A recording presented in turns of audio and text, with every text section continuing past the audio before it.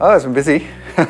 It's been busy and it's been exciting. I've had quite a few things to deal with over the last 6 to 8 months. But it's been fun as well. I've really loved working with this group of boys. I felt welcome from the time that I've been with the group right from the beginning. I felt like they've really welcomed me in, made my job a lot easier, and I've really enjoyed it. It's been fun building relationships and just getting to know these boys from just getting to know them a little bit better. Obviously, seen a lot of them on television and played with some of them. But there's a lot of new boys as well, and it's just exciting for me to get to know them.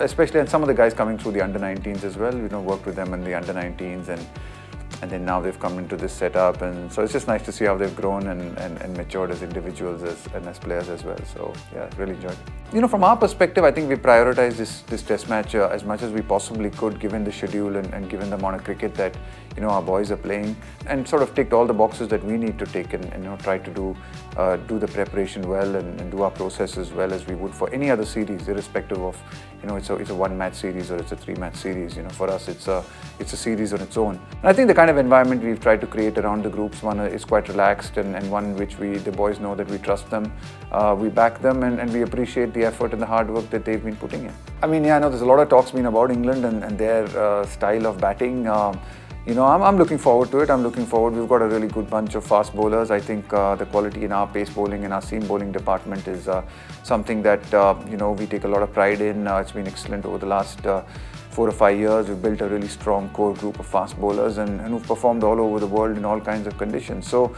yeah, I think it's going to be an interesting contest. I think our boys are ready for it. We've discussed it. We've talked about it a little bit. But I think what we've really come to the conclusion that the focus is on ourselves. It's not really so much on what they're going to do. The game is still simple. You still have to bowl the ball in the right areas. You hit the top of off stump. I don't care. Whoever it is, it's still a very good ball. And we've just got to hit enough balls, put enough balls in an area that hits the top of off stump. I'd love them to play in an attacking and aggressive manner against the quality of our seam bowling. It's really nice as a coach to be able to support them in their successes and in their journeys. As a coach, I really see this as their team and their journeys, and our job as support staff, and I always tell our support staff, is just to support them and back them in it. I know the boys would really love to be able to win the test match, but we also know we're going to have to play well, and we can't think about winning it or worrying about a series. You're going to have to play good cricket over the course of 5 days to be able to achieve that, and we're hoping to do that. Obviously, we're missing Rohit as a skipper, but it's a great opportunity for Jasprit to be able to lead the side, and for him, someone who's really been a sort of a big pillar on the success that we built our fast bowling department on. He's led that fast bowling attack really well. Also, I think he commands the respect of the team. I think that's a really important thing as a leader. You've got to perform on your own. You've got to be a performer. You've got to be able to do the difficult things for the team when it's required. And Jasprit's done that many a time, in red ball cricket and even in the white ball format of the game. And obviously the tactical side of things, the captaincy side of things, bowling changes, field placings, he's only going to get better as he does it. It's not easy. He's not captained ever.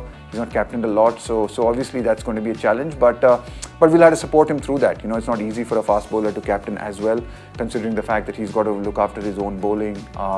He's got to set fields while he's bowling, or he's got to think about fielding changes. And had a couple of conversations with him over the last couple of days to just tell him that just to relax, and we need him probably more as a bowler and rather than a captain, and we can support him on a lot of the other stuff. He's been a leader in a lot of ways in the way he conducts himself on and off the field as well. So for him to be able to get that opportunity to captain is in a way exciting as well. Of course, we miss Rohit and miss Rahul, but it's great. I mean, it's always nice to see somebody else lead the country, and it's a great honor to be able to do that. And yeah, we're all behind him and wishing him well. Yeah, it's a really good seam attack. It's fantastic to have that kind of quality and also just to have the depth in the attack. It's not about just having 1 or 2 good bowlers. We've always over the years had 1 or 2 really good bowlers, but I think good teams and successful teams are built on bowling attacks that have depth. And I think that's been one of the things that we've had, in spite of even if people have got injured or people have missed test matches, the guys who've come in have been able to perform and do really well.